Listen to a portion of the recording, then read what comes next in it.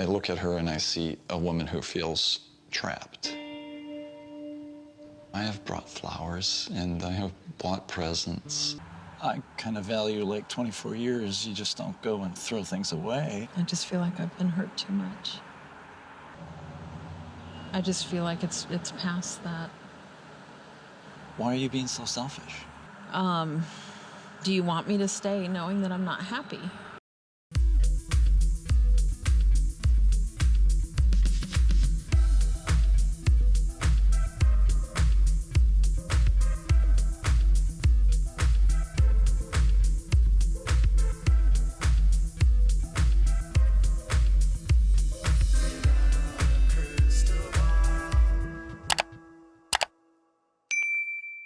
Hey everyone, it's Katie from Without a Crystal Ball. Welcome back to my channel. It is Wednesday, June 29th. I hope you're having a wonderful day. Well, it's the season 4 of Welcome to Plathville, and if you have been wondering if this storyline about Kim and Barry Plath splitting up is for ratings or if it's real, I guess we got our answer today with Kim and Barry Plath releasing a statement saying their 24-year marriage is over.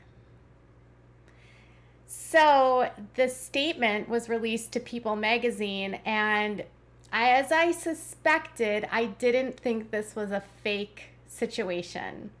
Does it add ratings and intrigue into the season? Yes. But for a family to take such a drastic step, I just can't see this being not real. And they have stated this to People. After considerable thought and discussion, we have decided to end our marriage. While this has not been an easy decision, we know it's the best choice for both of us. We have been through many highs and lows in the 24 years of marriage, and as we navigate this new chapter in our lives, we will co-parent our amazing children. So, yesterday they released this statement, and it was actually not long after Mariah spoke to People magazine and said that her parents' marriage seemed to be completely at an end. In an interview with People, she said that her parents just want totally different things and that her mom is simply not happy and her dad was having a hard time with that. But they've drifted apart. They've moved into separate spaces in their minds, in their phase, in their lives. And as they've changed and evolved, Mariah felt like they couldn't be happy together. So she actually said that she and her mom were bonding because of everything that she has been going through with her situation with Max after she split up with him for cheating on her. So she and Kim have been able to bond a little bit as Kim has been navigating leaving Barry. I was checking the court records in Grady County, which is where they live in Georgia, and nothing has been filed at this point for a divorce. So it might just be a split right now with divorce papers following suit. I will have to wait and see. I'm guessing that it's a formality at this point, that they will file for divorce. So on last night's episode, we got to see a little bit of Barry that I don't know that we've ever seen before. So Kim and Barry made the decision that Kim was going to move back home so that she could be closer to her kids. And the 3 little girls, 13, I think 11 and 9, needed her at home. And so she was going to move back home. She was going to move into a bedroom. Barry was going to move into another bedroom. And then they moved the girls' bedroom. She let it slip to her daughters that she was thinking about divorcing Barry, which kind of made the little ones a little bit nervous, but she kind of recovered a little bit. Either way, both Barry and Kim are spending a lot of time speaking to their kids about it, which, listen, I've never gone through a divorce, so I don't know how involved kids are supposed to be in these decisions. I don't know if they're supposed to be telling them as much as they are. I don't know how you even navigate that. It's hard for me to judge how they're handling things because I've never been in that situation. But it seems like on both sides, they're giving a little bit more information than they maybe need to. But again, I don't know. But there was a part that I could judge because it was how Barry seemed to handle Kim wanting to leave. So Kim and Barry at the very end of the episode sat down and he expressed to her that he didn't want to give up on the marriage. And Kim just said that she didn't think after 24 years that they really could fix this because she said to him, I've expressed to you over the years issues that I've felt that we've had, and they get fixed for a moment and then it goes right back to the same thing. And she doesn't think that Barry really understands or cares that she's unhappy and doesn't know or have the desire to truly fix the issues. And Barry, for his part, was like, well, I buy her cards and flowers and chocolates. And, you know, Barry just seems totally and utterly clueless. I don't know if, you know, Barry seems like he would probably rather stay in that more fundamentalist mindset. And Kim, for her part, seems to be embracing more of a world outside of fundamentalism and away from that life. And she even made a statement that Barry called her selfish for wanting to leave. So selfish. He called her selfish for wanting to be happy. He called her selfish for wanting to leave their marriage. And he even said that he valued their marriage more than she did because he wasn't willing to give up on it. When I heard him talk like that, I was like, wow, this feels so patriarch to me. Like, wow, did he really just call her selfish for wanting to leave a marriage? I mean, maybe, but you know, when relationships end, it takes two people for the marriage to work. It takes two people for the marriage to be compatible, and it takes two people to be on the same path, right? People do change. And he says that he has more commitment and value where he looks at the 24 years and doesn't want to walk away from that because he loves her. Kim says that she doesn't think that anything can be fixed because nothing has changed in 24 years.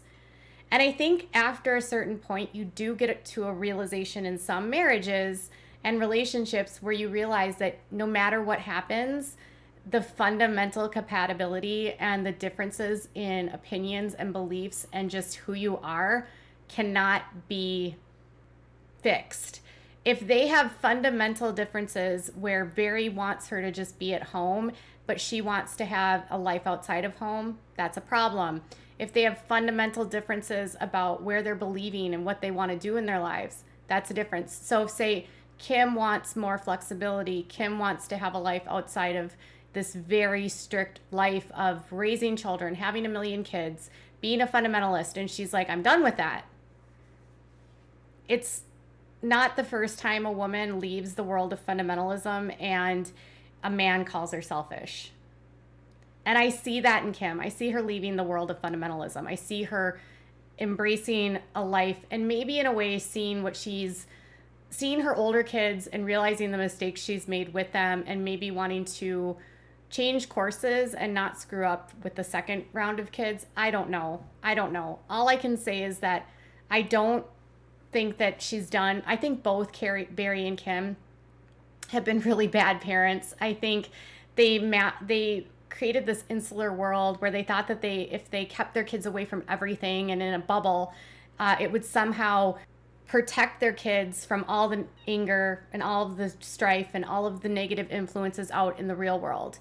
And no matter how much you try to shelter your kids, there are detrimental factors when you over shelter them and they end up in the world like Ethan.